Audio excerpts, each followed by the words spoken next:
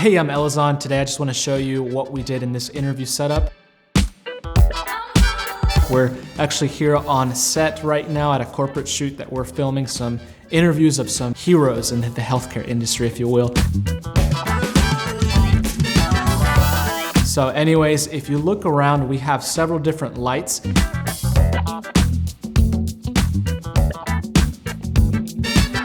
In total, we have 5 lights right now. We have our main key light, we have a fill light, we have a hair light, we have a light outside acting as our sun, and we also have a light on this logo right over here. Besides that, we also are using today the Blackmagic Pocket Cinema cameras, the 4K and the 6K. The 6K is our A cam, the 4K is our B cam. And we also have some negative fill.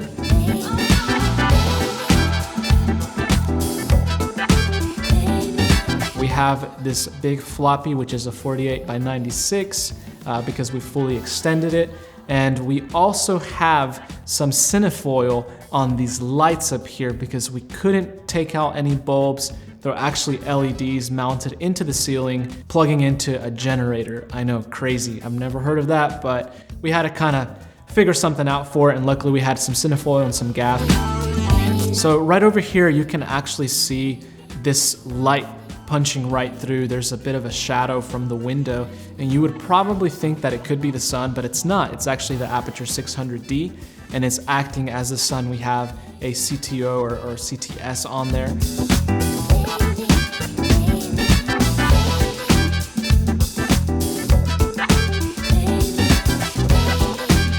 And at the same time, we have some fill in here and another window to just bring up the overall luminance of everything and how everything is looking. And we also brought the key light, which is the VL300 with the Lantern 90. We wanted to go for a very soft, diffused look, but at the same time, we wanted some good spread to bounce around and just bring up the overall room tone.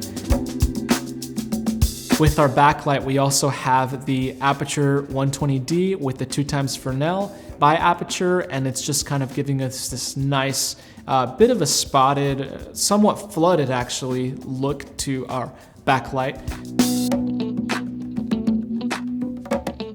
Today we're also trying to go again for that kind of a little bit of a Rembrandt technique, just to add in a little bit more of that shadow on the camera left side. And one more thing I should add, our motivated light source are these windows right over here, simply because, you know, we had sun. We started filming in the morning time, and the sun was actually peeking through the back.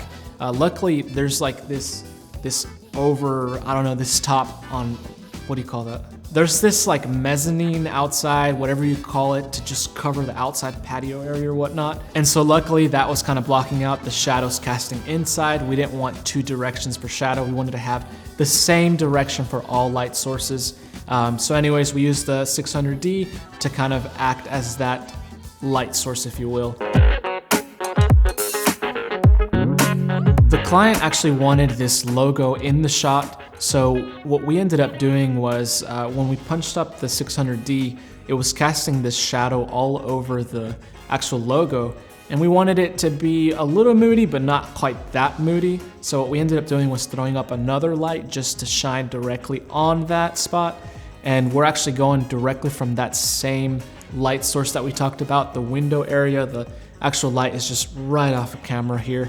Something important to note is whenever you're using different light sources, you want to kind of have the same general light temperature, color temperature, simply because if you have different ones, you start getting this mixed color lighting.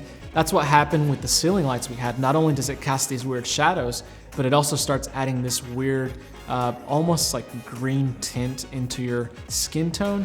It's not very pleasant whenever you have this nice soft light here, and then you have this kind of harder, weird yellowish, greenish tint color coming into it.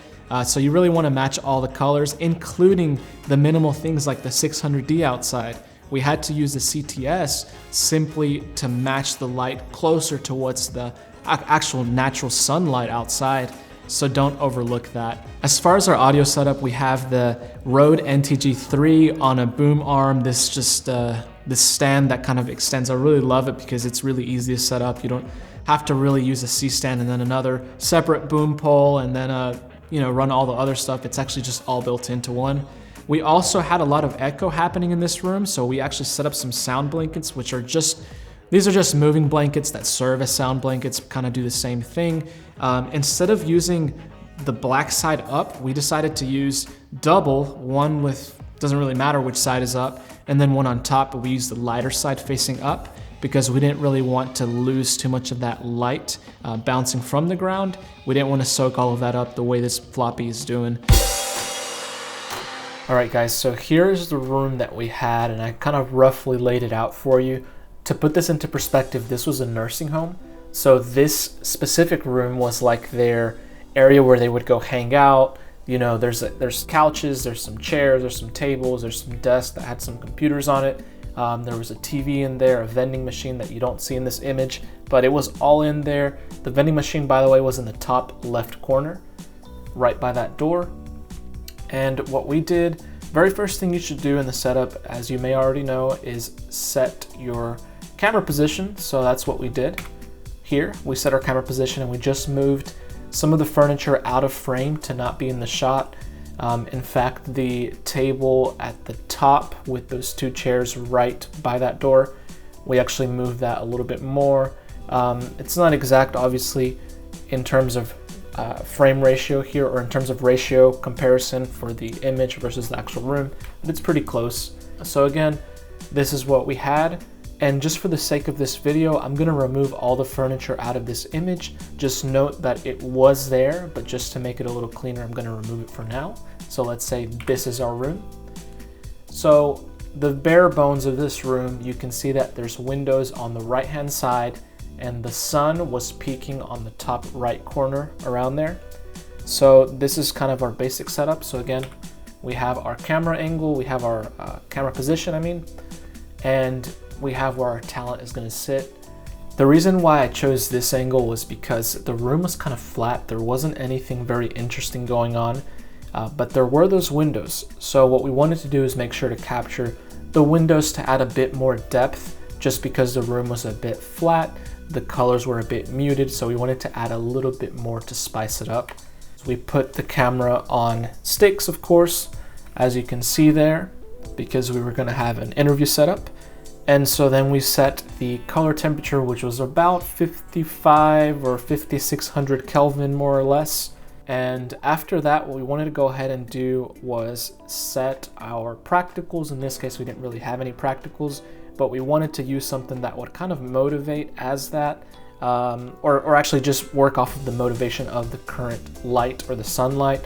It's, in this case, the motivation, at least the direction, was from the windows. We wanted to make sure that it seemed like it was coming from there. Luckily, the sun had just raised right over that, the mezzanine or the gazebo area. I don't know what this is called, guys, help me out in the comments. And so what we did was we brought an Aputure 600d, as we mentioned earlier, and it was just right outside, as you guys probably saw, blasting right through that window, casting a bit of a shadow. I like setting my backlight just because I can really tell what it's doing before there's too much light going on. So that's what I did next, and brought in the key light, of course, to be able to see overall exposure and how we're looking.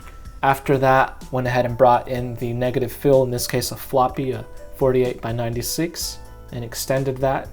At that point, I realized that there wasn't quite enough light. It was just a little too harsh, too dark on that right hand side. So what we did was we put a fill light just to bounce off of the wall and fill the room, just to bring up the room tone a little bit, as I mentioned earlier.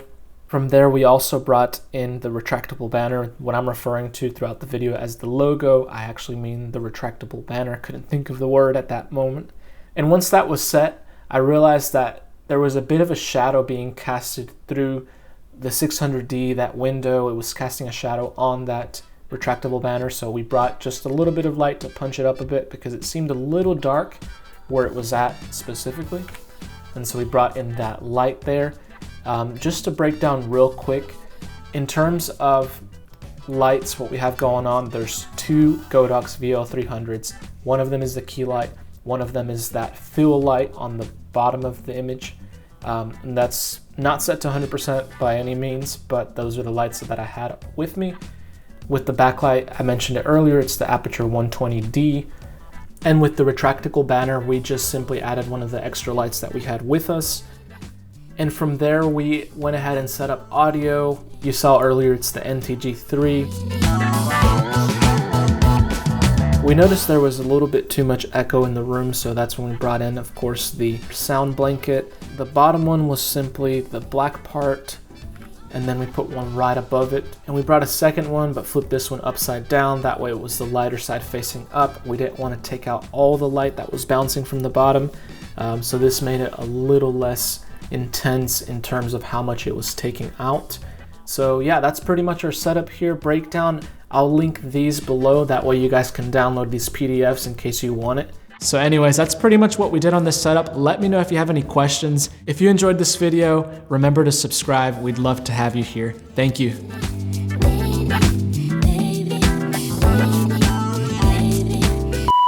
And what else do we have? With our backlight, we also have the Aputure 120D. I keep looking up at the monitor and not here. The outside patio area or whatnot. I realized that I turned whenever I said it. You can't see it, right? No. Okay, that's good. I'm trying to think if there's anything else. I think that's pretty. Oh, this here? That'd be good. Yeah. As far as our audio setup, we actually have the Shure no, it's a Rode NTG.